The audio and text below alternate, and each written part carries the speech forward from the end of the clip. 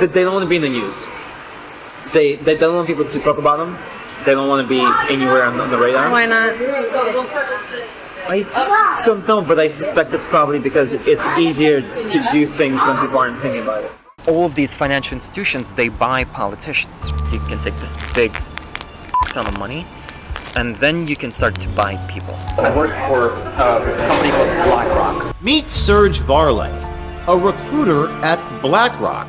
Let me tell you, it's not through who's the president. It's who's controlling the wallet. So it's the, And who's that? the hedge funds, BlackRock, the banks. These guys run campaign financing. Yep, you can buy your candidates. Obviously, we have the system in place. First, there's the senators, and these guys are cheap. You got 10 grand, you can buy a senator. I can give you 500K right now, no questions asked. Yeah. I'm gonna do this. We're done. Does like everybody do that? Does BlackRock do that? It doesn't matter who wins. You're still gonna. They're in my pocket at this point. Here's Serge Varley on how good war is for BlackRock's business. Do you have any thoughts on the Ukraine-Russia war? Yeah, I mean, I do have thoughts. What are they? Ukraine is good for business. You know that, right? I'll give an example. Russia blows up Ukraine's grain silos. Price of wheat's gonna go mad up.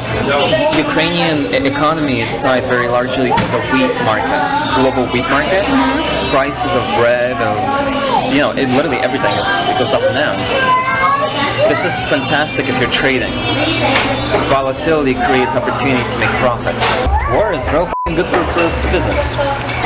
It's exciting when goes wrong, right? BlackRock manages 20 trillion. It's incomprehensible numbers.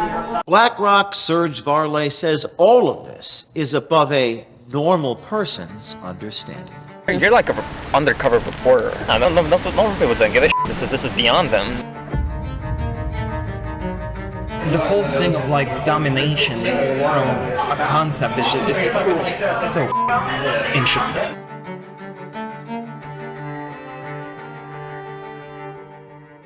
Hi, I'm James O'Keefe with OMG News. Here we are with our latest story, this time on BlackRock, one of the world's leading asset and investment managers, which owns significant shares of companies like Amazon, Microsoft, Anheuser-Busch, Meta, Target, Procter & Gamble, Comcast, CNN, Fox, and yes, Pfizer, just to name a few. At OMG, we do not shy away from exposing powerful companies, and we're not afraid of powerful people. So we decided to take a look for ourselves at the influence BlackRock has on our politics and the influence they have on our culture. So to do that, what better place to start a hidden camera investigation than into a self-described gatekeeper at BlackRock? Like, you're kind of like a fucking gatekeeper at BlackRock.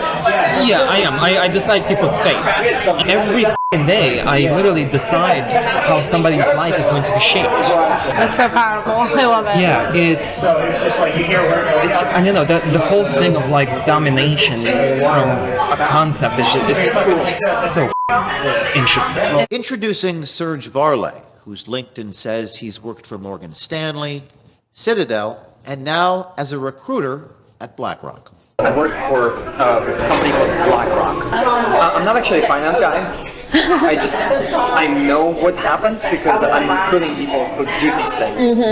I'm the person who headhunts people from other firms. So I would approach you and be like, hey, this is a good reason why you should come here for us. Serge tells us who really runs the world, how they do it, and just how much it costs to buy people. Like politicians. Let me tell you, it's not through who's the president. It's who's controlling the wallet. So it's the, And who's that? the hedge funds, BlackRock, the banks. These guys run campaign financing. Yep, you can buy your candidates. How so? All of these financial institutions, they buy politicians. How do they run the world? You acquire stuff. You diversify, you acquire, you keep acquiring, you spend whatever you make in acquiring more. And at a certain point, your risk level is super low. Like, imagine you've invested in like 10 different industries, from food to to drinks to like technology, right? One of them fails, it doesn't matter. You have 9 others to back you up. Risk management is inherently in just about everything, and in the finance space, it's all about it's all about the money you make. You don't let it sit. You keep using it over and over, and Reinvest. Yeah, and it exponential growth.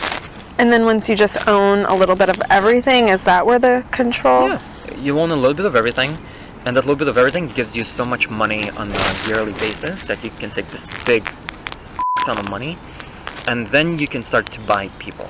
Obviously, we have this system in place. First, there's the senators, and these guys are cheap. You got 10 grand, you can buy a senator. It doesn't matter who wins. You're still gonna... They're in my pocket at this point. I could give you 500K right now, no questions asked. Yeah. Are you gonna do what needs to be done? They're like, yeah, of course. And why not? Does like everybody do that? Does BlackRock do that? The BlackRock recruiter also tells us about how the U.S. government relies on BlackRock for their economic simulation computational power. Economic simulation. They need to understand the impact of something, right? They're gonna raise the interest rate, for example. It's gonna create this cascade of various factors that people they're not sure what it's gonna do, basically. And just how f***ing great the Ukraine war is for business. Do you have any thoughts on the Ukraine-Russia war? Ukraine is good for business. You know that, right? We don't want the conflict to end. Why? We don't want the conflict to end as a country. The longer this goes on, the weaker Russia is. I'll give an example. Russia blows up Ukraine's grain silos. Price of wheat's gonna go mad up. So what are you gonna do if you're a trading firm? The moment that news hits, within a millisecond, you're gonna pump trades into whoever the wheat suppliers are, into their stocks. Within an hour or two, that stock goes up, and then you sell, and you just made, I don't know, however many mil. Why would a news channel promote a side in war? Because it's also good for business too. I mean, what's news? News, right? What does news feed on? They feed on strategy, they feed on top events. That's what people like to watch. So when it happens, it's good business. More viewers. When nothing's happening, watch news. I don't watch news. They're all pushing like the same talking point. Like you generally, when you look at news, like it's propaganda. Ukrainian economy is tied very largely to the wheat market, global wheat market. This is fantastic if you're trading. Volatility creates opportunity to make profit. War is real good for business. It's exciting when goes wrong, right? Serge also speaks on BlackRock-influenced news and even gave our journalists some tips. Based on everything we know now, when they say to sell, does that mean we should buy? Sell, yeah. It's like, Jim Cramer? If you do exactly the opposite of what he's advising, you actually make money. Huh? Yeah. It's called the inverse Cramer. They don't want to be in the news. They don't want people to talk about them. They don't want to be anywhere on the radar. Why not? I don't know, but I suspect it's probably because it's easier to do things when people aren't thinking about it. And when Serge was asked about insider trading and if Larry Fink recently sold $100 million in BlackRock shares, here is what he said. Larry Fink recently sold $100 million worth of BlackRock. Oh, wow. Damn, Larry, that's not a good sign. The people who trade and make money, they do this the moment the information is out.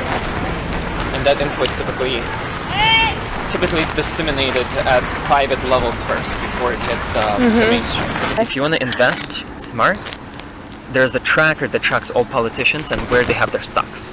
Preemptively, if we think the stock price is going to tank, we're going to sell so that we sell it high, it tanks, and we buy back. And we didn't make, but we preserved a few mil. But perhaps the most remarkable, profound comment by the BlackRock recruiter is the suggestion that nobody is going to care about what he is saying here or confessing here. Because as he says, quote, Normal people don't give a shit. You're like an undercover reporter. Really? No, don't normal people worry about this stuff? No, normal people don't give a shit. This is beyond them. That these types of questions my reporter asked are beyond all of you. The answer is something that you, the people, the consumers, the shareholders, couldn't possibly understand.